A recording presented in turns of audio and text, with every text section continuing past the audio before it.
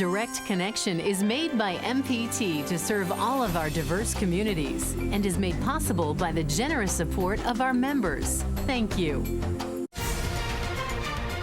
Live from Maryland Public Television, this is Direct Connection with Jeff Salkin. Hello, and thanks for tuning in to Direct Connection. I'm Yolanda Vasquez. She's been called the class act of the talk radio world, with her daily show being identified as one of the most powerful programs in public radio. Last year, she retired from her NPR gig, but hasn't given up the microphone completely. And in her new book, On My Own, she speaks passionately about life, love, and loss. Joining me now live from her home in Washington, D.C. is the incomparable Diane Rehm. Hello. Hello, Diane. Thank you so much for joining us for our show this evening. We really appreciate you taking the time to speak with us. Absolutely delighted to do it. And by the way, retirement is not a word I use. I know, and we're going to get into that in a second because you are still so busy these days. But the first question I want to ask you has to do with your career. When you started volunteering at WAMU in 1973, had you any idea that your career would blossom the way that it did? Of course not. And, you know, it was so funny because I got to the station that morning and the host was out sick. And so the manager invited me to come into the studio with her. We had a 90-minute conversation with a person from the Dairy Council. And when I got home and told my husband about it, he said, someday you're going to be the host of that program. And I said, oh my gosh, John, leave me alone. Just know that I loved doing what I did as a volunteer, and it was fabulous. How prophetic of your husband, John. And you speak about his support in your book, On My Own. Let's talk a little bit more about moving up the ranks in the industry, because one of the things that I found so fascinating was you were a former housewife with no formal college degree, no radio experience, and yet you ended up hosting a nationally syndicated radio show that was listened to by nearly 3 million listeners a week. That is astonishing. So what shall I say? I worked very hard. And, you know, for a while, I ventured into television after 10 months as a volunteer at WAMU. I was hired as a part-time producer. Then I did that for 2 years, went off to do a little bit of television, and then was hired by Physicians Radio Network and the Associated Press Radio Network. And then when my boss left WAMU, she mentioned she was leaving, and I, like 100 other people, put in my name as an applicant for the job, and I got it. What can I tell you? I have been a very happy camper for 37 years. But as I said, retirement is not in my vocabulary. So what are some of the things that you're doing now? Because you do have a weekly podcast. Tell me a little bit more about that. Right. Well, the weekly podcast is calling on people who are at the top of their game in terms of both reporting and commenting on world events and what's happening now.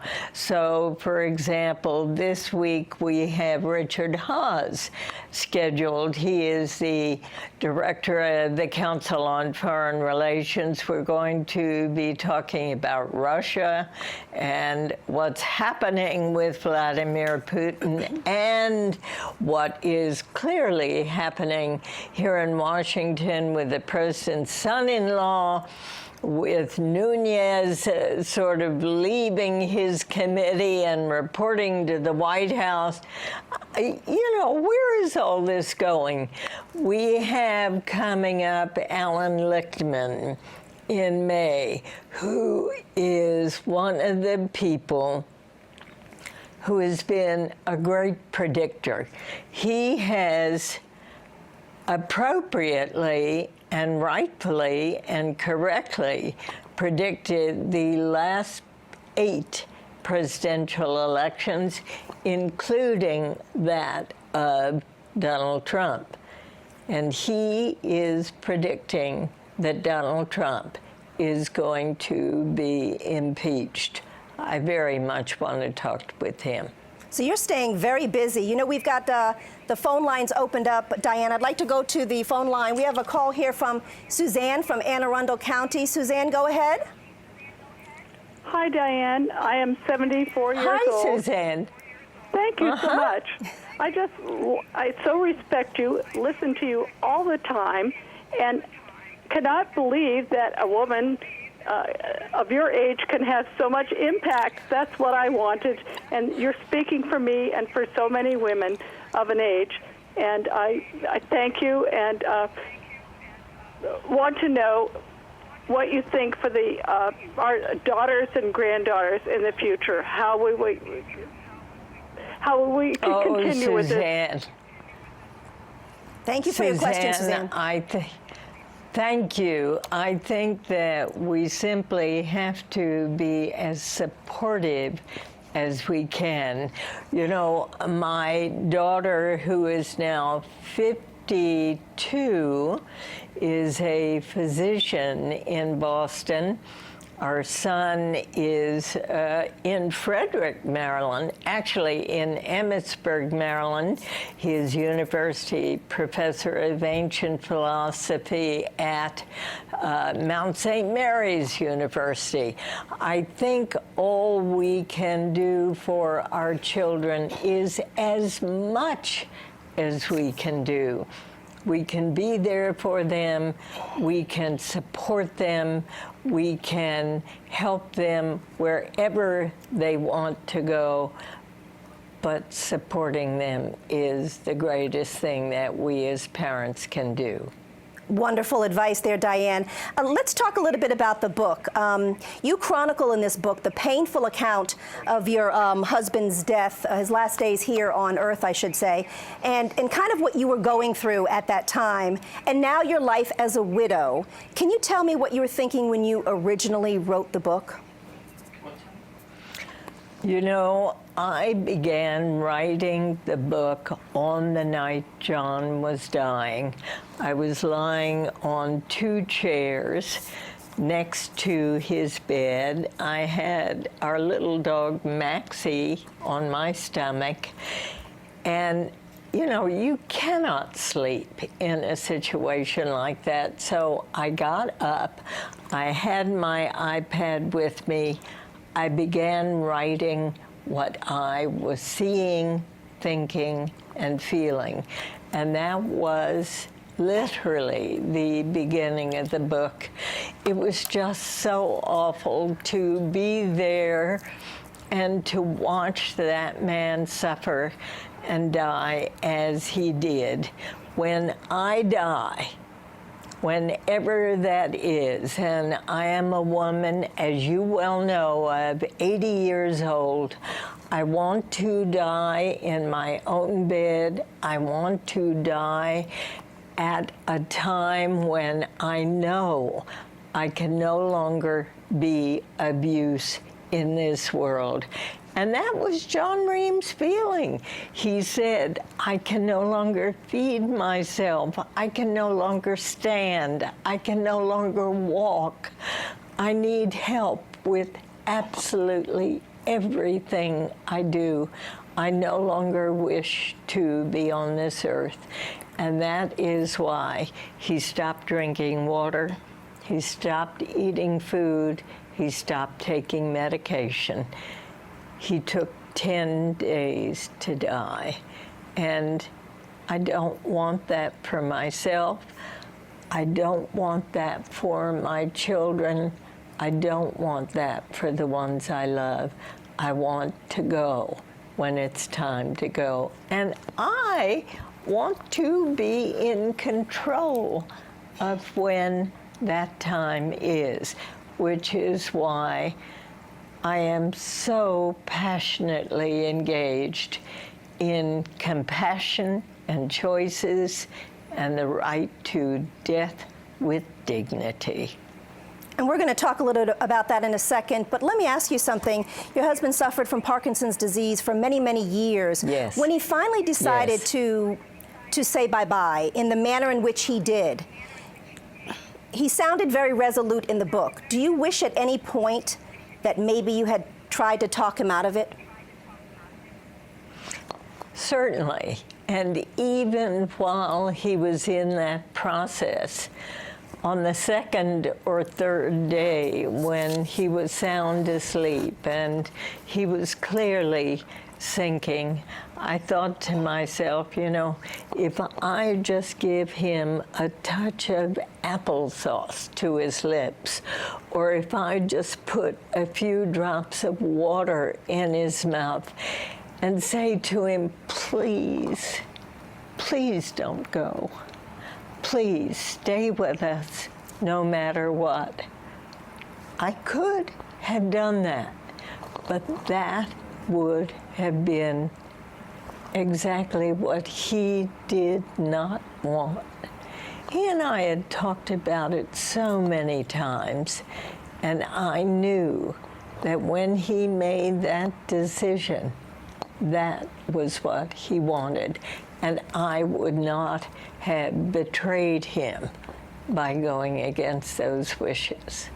Our phone lines are stacking up here, Diane, which is a good thing. We're going to go to the lines right now. We have Carol on the phone from Arlington, Virginia. Carol, do you have a question for Diane? Yes, I do, Diane. I want to thank you for your shows. They're wonderful. I enjoy listening to them. Thank you, and Carol. I'm very proud because I understand you are from a Lebanese descent, and I am very interested in finding out about your ancestry, please. Thank you, Carol, for your call.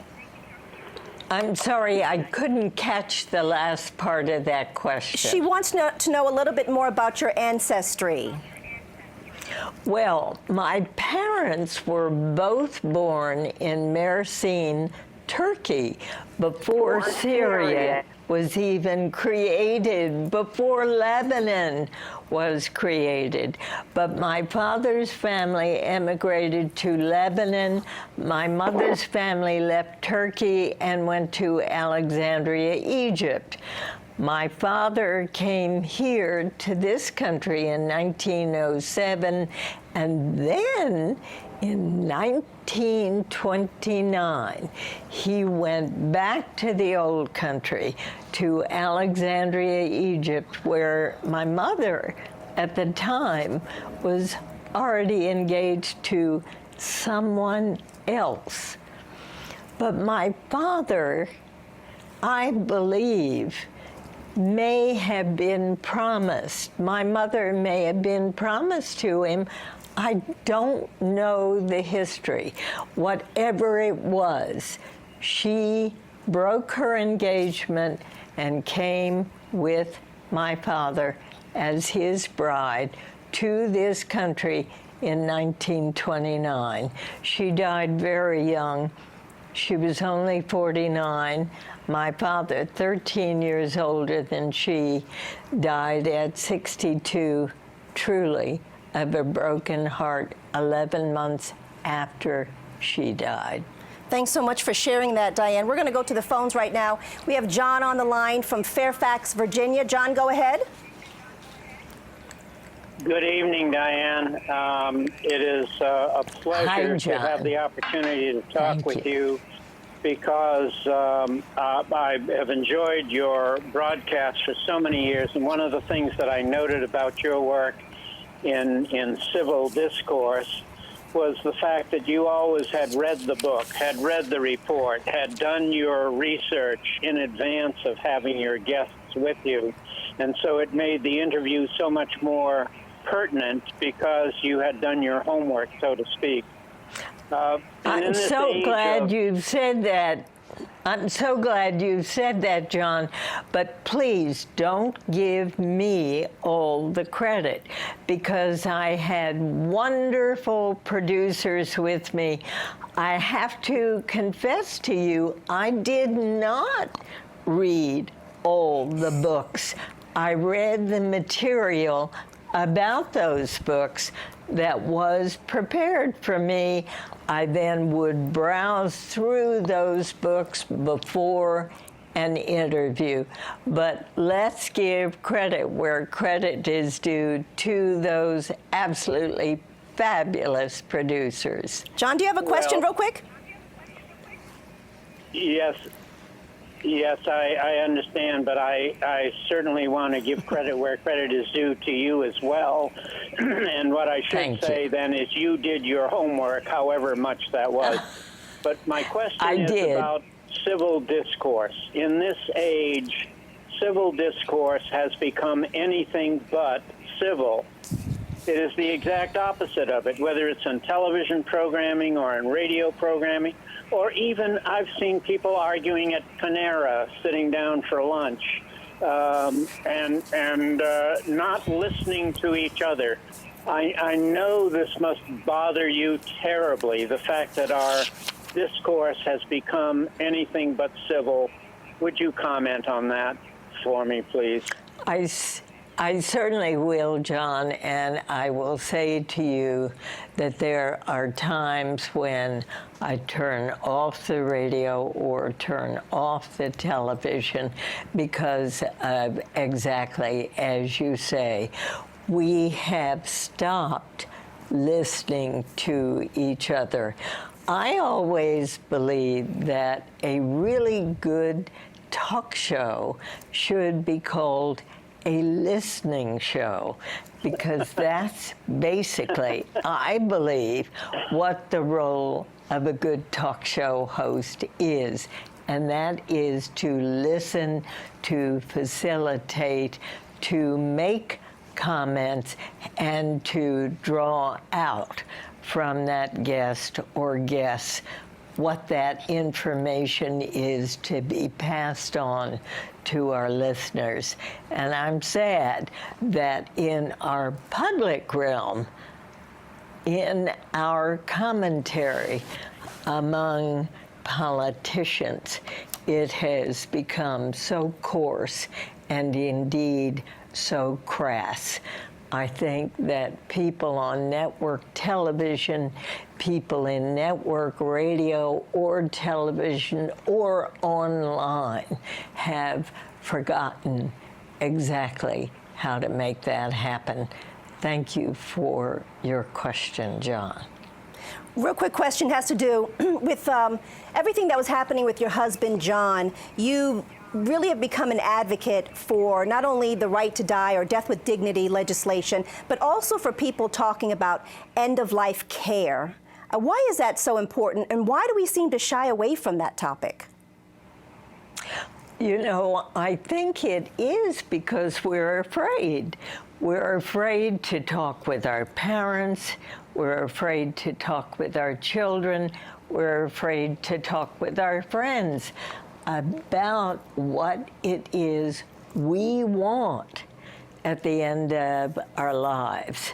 I have talked with my children. My husband and I had talked about this for years because all of our parents, my mother and my father, his mother, his father, had gone at a time when it was very difficult to lose parents. But now the opening is there. So what I am encouraging people to do is talk with your friends, your relatives, your parents, your children. Let me be clear. If what you believe is that God should be the only decider, I agree with you and support you 1,000%. if you believe you want everything that medical science can provide, I support you 1,000%. And if you want, at a time of your choosing, because you believe that your time on this earth has come to its natural ending, and where you believe you can no longer be of use to this world, and you are ready to go, I support you 1,000% if you ask for a physician's help to end your life. Personal choices, it sounds like that's what it boils down to. Let's go back to the phones right now. We have Mary from Baltimore City on the line. Mary, go ahead. Oh, hi. Hi. Diane, Hi. I'm asking you a rhetorical question, which is, okay, what are we going to do without you? You've been so lovely, and everyone loves your voice and your cadence, your sense of timing when you speak is so beautiful. So I'm going to take my answer off the air, but I just want to say thank you. And what are we going to do without you? Thanks, Mary. Oh, Mary, but you don't have to do without me. We have a podcast, a weekly podcast. It goes up every Friday at 12 noon, and you can hear everything we're doing, and I think you'll really enjoy it. If you have a smartphone, if you have a computer, just go online and go to dianerehm.org, and you will find every single one of the podcasts. We already have reached that 1 million mark of downloads. And we've been doing this just since January 1, and we're very pleased about that. So I hope you'll join us. You don't have to do without me. I'll be with you as long as God is willing. That is quite remarkable. Let's go back to the phones right now. We have Margaret, Margaret on the line from Sussex County, Delaware. Margaret, go ahead. Thank you so much. Diane, I just wanted to say it's so lovely to see you. Lovely to hear you, and I enjoy you so much. Thank you, and thank you for the information you just gave, Mary. Thank you so much, Margaret. I will check it. I will check out the podcast. Did you have a question, great. Margaret? Wonderful. Thank you. Thank you so very much. She just wanted to give you love. There's nothing wrong with that. Thank you. Diane, so what do you hope to accomplish with your book, On My Own? What kind of message would you like to send to our listeners today? Because as I was reading it, my mother lost her husband of 40 plus years a few years ago, and everything that you were writing about in the book mirrors her life tremendously. And I told her she's got a book to read, but what do you hope to accomplish with the book? Because it is quite remarkable. Here is what I hope to accomplish. I hope the conversation will begin among families, among friends. You know, in Indianapolis, there is actually a neighborhood group who have come together to talk about what it is they want. And so the neighbors, not only the family and friends, but the neighbors are aware. Now, you know, I have decided that should I have a heart attack or a stroke, I will not call 911 because their obligation is to revive me, to resuscitate, and to take me to a hospital. I don't want to go to a hospital. I want to die in my own bed. But it is to get the conversation going about what each of you wants.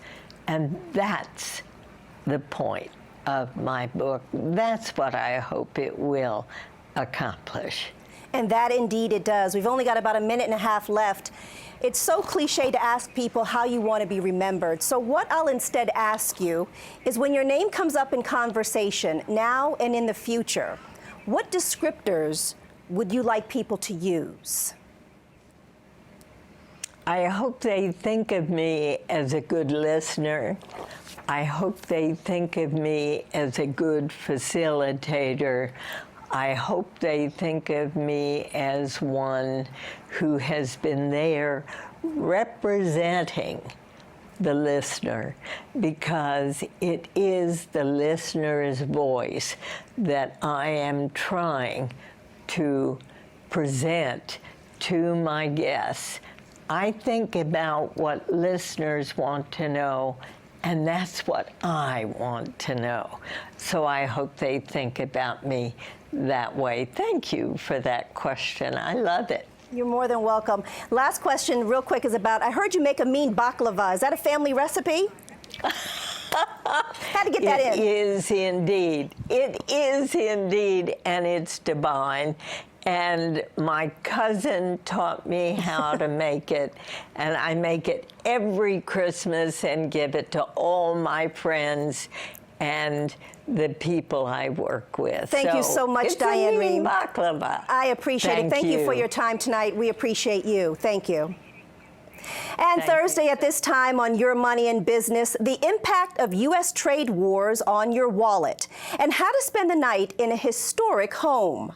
Now, for all of us at MPT, I'm Yolanda Vasquez. Thanks for watching and have a wonderful Monday night.